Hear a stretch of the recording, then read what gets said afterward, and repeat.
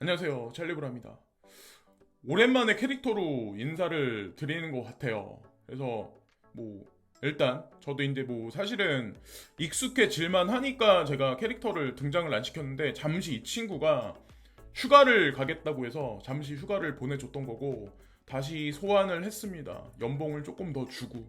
자, 그래서 오늘 이제 이 친구가 이 캐릭터가 이제 오늘 영상을 끝까지 이제 끌고 가서 이제 여러분들한테 전체적인 어떤 그 방향성에 관해서 이제 설명을 할 건데 일단 뭐 첫 번째는 뭐 간단하게 오늘 밤 9시 반에 미국의 CPI가 발표가 돼요. 미국의 CPI가 발표가 되면서 11월 달, 12월 달 금리 방향성이 확실하게 나오겠죠? 자, 그리고 이번 영상의 진짜 핵심 주제는 뭐냐면 전 세계 기축 통화의 위기와 가상자산 시장이라는 어떤 그런 표제를 가지고 한번 영상의 내용을 한번 다뤄보려고 합니다. 일단 여기 앞에 파운드화가 여기 이렇게 나와 있어요. 1파운드화가 여기 나와 있는데 여러분들 아시겠지만 트러스 새로운 그 총리가 등장을 하면서 정책이 지금도 사실 오락가락하고 있는 현재 상황이에요. 정책이 오락가락 하니까 당연히 파운드화도 자 지속적으로 불안감이 증대돼서 기관 투자가들 특히나 이제 거대 자본을 굴리는 헤지펀드들이 쇼세 베팅에서 뭐 파운드의 폭락을 기다리고 있다라는 얘기가 뭐 2주 전까지만 해도 금융시장 전반에 돌았던 것 같아요.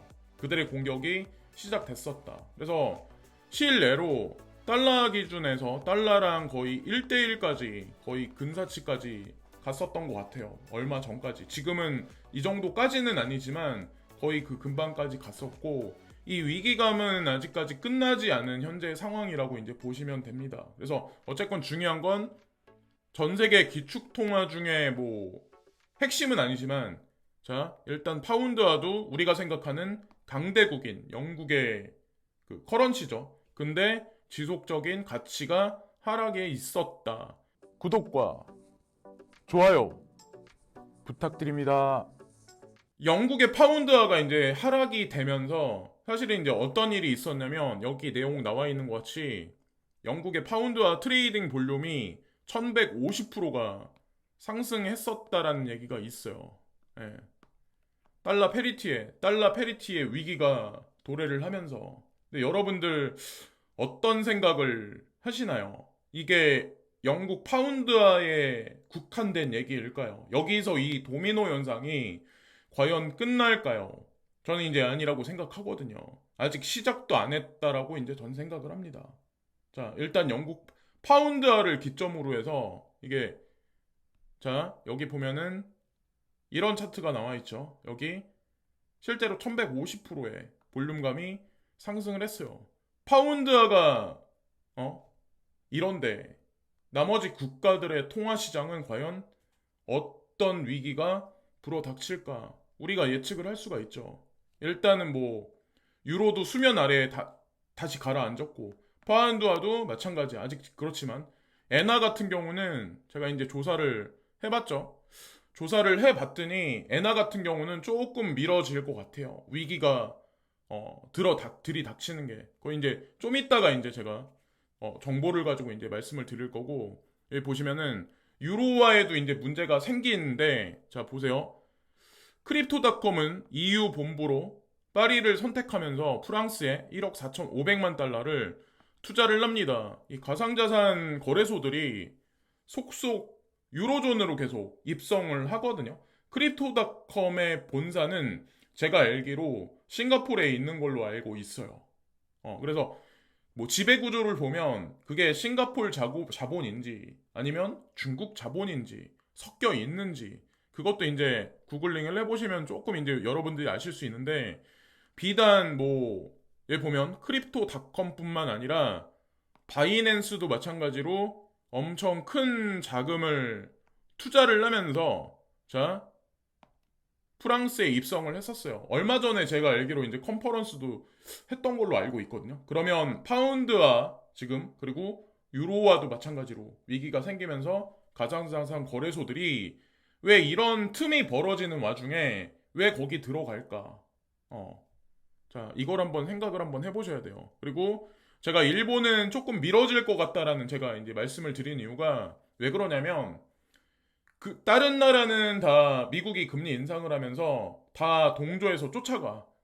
자, 파운드와도 마찬가지 그랬었고 유로와도 마찬가지로 7년간인가 아마 제가 알기로는 금리를 인하를 지속적으로 했던 걸로 알고 있어요. 근데 몇 개월 전부터 금리 인상을 실시를 했었죠. 근데 일본 같은 경우는 지금 계속 기축통화국 중에 마지막까지 금리 인상을 안 하고 있어요. 그래서 그거를 좀 지연시킨다고 이제 저는 생각을 하는데 여기 나와 있는 그대로 트립닷컴 데이터가 여행 제한 종료 발표로 일본 예약 급증했다. 이런 얘기가 나와요. 이러면 어저께 이제 제가 데이터를 안 보여드렸는데 외환 보유고가 이렇게 쭉 상승할 수밖에 없어요. 그래서 이거는 우리나라 분들도 뉴스를 보시면 아시겠지만 일본 여행이 풀리면서 자 무비자가 다시 이제 돌아오면서 많은 분들이 여행을 간다는 얘기인데 이거는 한국 분들에 국한된 얘기가 아니다. 자 여기 보면은 영국에서 9월 일본행 예약은 8월 비해 183% 급증했다. 그리고 한국은 9월 일본 예약이 194% 급증했다. 독일 사람들은 103%가 급증을 했다라는 얘기가 있어요. 그러니까 전 세계 사람들이 다 일본으로 들어가는 거예요. 외환을 가지고. 그러면 외환 위기가 오는데 조금 지연될 가능성이 높죠. 그리고 금리도 인상을 할 필요가 없죠. 어쨌건. 그리고 싱가포르가 9월 일본 검색이 520%. 싱가포르 분들이 특히나 많이 일본에 가시는 것 같아요. 그리고 태국 분들이 463%, 호주 사람들이 365%, 뭐 이런 식으로 검색량이 증가가 됐다. 뭐 이런 식의 얘기가 있더라고요. 그래서 진짜 실제로 금리가 그러니까 일본에서 금리 인상되는 시점을 우리가 알 수 있는 게 여기 뭐가 있냐면 10월부터 예정된 국제선 항공편 증가로 트립닷컴 재팬은 2023년 4분기, 1분기, 4분기부터 1분기까지 더욱 강력한 회복세를 보일 것으로 예상합니다라는 얘기가 여기 나오죠. 그래서 이때까지 단기적인 언발의 오줌 누기 장세가 올지는 모르겠지만 자 어쨌건 지금 보면은 1분기까지 강력한 회복세를 보일 것으로 예상합니다라는 얘기를 제가 봤을 땐 이거 벌표 5개짜리가 아닐까라는 생각을 저 이제 하게 됐거든요. 금리가 일본의 금리 기시다 총리가 금리를 인상한다는 발표가 언제 한지 모르겠지만 그분의 임기가 4월인가로 알고 있어요. 그러면 이제 총리가 바뀌면 금융 정책도 바뀔 가능성이 높거든요. 그럼 만약에 일본이 금리 인상을 하면 자, 일본이 금리를 인상하면 이 파장은 나머지 이웃에 있는 기축통화국들한테도 영향을 미칠 가능성이 높지 않을까라고 이제 조심스럽게 이제 저는 생각을 합니다. 그러니까 하여튼 요동을 칠 거란 얘기고 여기 보면은 이것도 이제 진짜 재미난 얘기인데 지금 시장에는 공포 심리가 엄청나게 팽배해 있어요. 근데 연준 회의록에서 이제 이번에 뭐라고 얘기가 나왔냐면 인플레이션 억제 위해서 더 엄격한 정책적 입장의 유지가 필요해. 그래서 여기 인플레이션을 잡기 위해 더 엄격한 정책적 입장을 유지할 필요가 있지만 제한적 정책을 유지해야 한다는 것에 동의한다. 어느 시점에는 금리 인상 속도를 늦추는 것이 적당할 것이라고 평가를 했다. 정책이 충분히 제한적인 수준까지 도달하면 이를 일정 기간 유지할 것으로 말했다. 금리를 일정 수준까지 인상을 하는데 동결을 하겠다는 얘기죠. 동결해서 그 기간을 일정 기간을 유지하겠다라고 저는 이 글을 이 회의록을 그렇게 해석을 했거든요. 이거는 사실 주식시장도 그렇고 가상자산 시장의 나쁜 어떤 그 회의 결과는 아니라고 이제 전 개인적으로 생각을 합니다. 그래서 이것도 이제 참고하시면 되고 뭐 달러에 관해서 이제 말들이 상당히 많아요. 킹 달러니까 지금 현재로서는 달러 인덱스가 뭐 113을 찍고 1,400원 이상 1,400 몇십 원을 오락가락하기 때문에 우리는 당연히 이게 지속적으로 유지할 거라고 저는 생각하지만 중요한 거는 달러의 헤게모니는 어차피 지금 꺼져가고 있는 촛불이다라고 생각을 해야 되지 않을까라는 생각을 합니다. 달러 인덱스가 아무리 여기서 기를 쓰고 오른다고 하더라도 이렇게 급등은 못 한다는 거죠. 결국에는. 그래서 이 운신의 폭은, 자, 달러의 운신의 폭은 이 근방에서 제한적일 수밖에 없고, 여기서 금리를 급격하게 더 올리기도, 지속적으로 몇 년간 올리기도 쉽지 않은 현재 경제 상황이고, 여러분들 아시겠지만 지금 금리 올린다 실제로 11월 달에 어떻게 할지 모르겠지만 지금 현재 상황도 리세션이다라는 얘기가 금융시장 전반에 공포감을 조성하고 있는데, 주식시장이 얼마나 많이 폭락을 할까요? 연준이 바보가 아니죠. 그럼 지속적으로 경제가 꺼져가면 나중에는 엄청난 돈을 풀 수밖에 없어요. 그렇다고 엄청난 돈을 풀면 인플레이션은 다시 돌아올 거고, 이러지도 저러지도 못하는, 어떤 크게 올리지도 크게 내리지도 못하는 형국이 향후에 만약에 다가온다면 진짜 말 그대로 사면초가의 입장에 연준이 취하지 않을까. 연준이 이런 국면에 들어가면 나머지 기축통화국들은 더 이상 할 얘기가 없는 거예요. 그렇기 때문에 우리는 가상자산 시장에 이제 투자를 하는 거고, 사실은 이 메커니즘적으로 저 이제 그렇다고 생각합니다. 제롬 파월 연준 의장이 이 여성분이라고 치고 말 그대로 그냥 사면 초가요.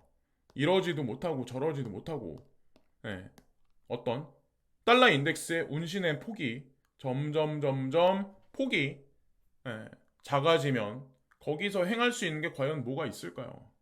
그들은 어떤 거를, 예, 수용할 수밖에 없을까요? 그리고 얼마 전에 이제 이걸 또 한 가지 말씀드리려고 하는데, 구글 클라우드가 코인베이스 커머스를 통해서 가상자산으로 결제를 받겠다. 어저께 이제 제가 말씀드렸잖아요. 제가 그래서 어저께 이걸 빼먹은 게 있는데, 여기 보시면 2017년도부터 2022년까지 스타벅스, 여기 보면 29 밀리언스만큼, 자, 결제를 받았다라는 얘기가 있어요. 자, 그리고 애플페이를 통해서는 27 밀리언, 지속적으로, 자, 늘어가고 있어요. 애플페이, 구글페이, 삼성페이, 이런 식으로. 지금 구글 클라우드하고 관련해서 코인베이스 커머스가 결제를 진행한다라고 해서, 이게 구글페이는 아니지만 좀 비약을 좀 중간에 껴서 생각을 한번 해보면, 향후에는 이게 분명히 구글페이하고 연동될 가능성이 높지 않을까. 구글페이도 이렇게 되지 않을까라는 생각을 할 수 있다고 저는 생각을 합니다. 애플페이, 특히나 우리나라에서는 11월 달부터 애플페이가 결제가 될 수 있다라는 얘기가 있더라고요.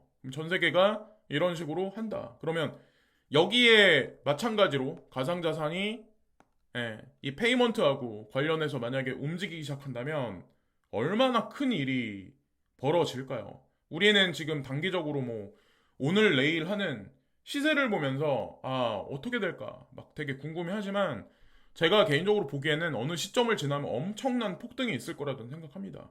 스타벅스도 여기 보면 벡트를 이용해서 비트코인 리워드, 뭐 결제에 관해서 이미 실행을 하고 있다라는 얘기가 있었잖아요. 자, 그래서 그리고 이제 마지막에 이제 제가 말씀드리고 싶은 게, 미 연준 부의장 은행의 암호화폐 비즈니스 규제 지침 추가 가능성. 근데 이분이 누구냐면 전 XRP 이사회 멤버이자 현 연준 금융감독 담당부의 장인인 마이클 바. 예. 꼭 이상하게 이렇게 리플사하고 연준 고위 관료가 항상 엮여 있더라고요. 예. 어쨌건 이것도 뭐 은행의 암호화폐 관련 활동을 적절하게 규제 및 감독하기 위해 다양한 기관과 협력하고 있다. 그래서 얼마 전에 이제 BNI 멜론이 가상자산 수탁 관리 서비스를 시작한다라는 얘기를 이제 필두로 해서 연준 부의장이 한 말씀 하신 것 같아요. 예, 어쨌건 지금 시장 상황은 그렇습니다. 뭐 딱히 제가 방향성을 말씀드리지는 못한 것 같아요. 오늘 영상에서. 그리고 뭐 나왔던 뉴스를 다시 조금 이제 디테일하게 이제 말씀을 드린 것 같고, 그리고 이제 마지막 핵심은 뭐냐면 파운드의 문제. 자, 그리고 불씨가 꺼지지 않은 유로존의 문제. 좀 있으면 이제 유로존의 겨울이 닥쳐요. 그러면 천연가스 확보를 만약에 적시에 못한다면 엄청난 인플레이션이 몰아칠 거고 그것으로 인해서 유로화의 미래 가치는 어떻게 될까? 그 불안감에서 탈출하기 위해서 기관 투자가들과 깨어있는 대중 투자자들은 가상자산을 선택하지 않을까? 영국 국민들이 그랬듯이. 자, 일본은 잠시 동안 무비자 입국을 받음으로써 외환을 많이 받으니까 언발에 오줌 누기식으로 잠시 어떤 그 리스크에 관해서는 좀 방어 기제가 작동하겠지만 그 국면이 지나가면 다시 금리 인상을 할 수밖에 없는 일본. 어쨌건 기축통화국들의 위기가 서서히 다가오고 있고, 예, 그 기축통화들이 위기가 이제 도래함으로써 과연 가상자산 시장과 어떤 관련이 있는지 한번 깊이 고민해 볼 시점이라고 저는 생각을 합니다. 자, 그래서 힘든 지금 시장 상황, 그리고 여러분들의 심리 상황인 건 분명해요. 저도 마찬가지로 엄청 가상자산 투자에 관해서 자신 있는 사람이지만 이게 계속 이렇게 지리한 기간이 길어지니까 사람 자체가 지쳐가요. 저 같은 경우도 솔직히 말씀드리면 그렇습니다. 그렇지만 이런 뉴스 하나하나를 보면 지금 현재 포기하고 그럴 때는 분명히 아닌 것 같다라고 이제 전 생각을 해요. 자, 여기까지 말씀드리면서 오늘 방송도 마치겠습니다. 오늘 하루도 좋은 하루 되세요. 감사합니다.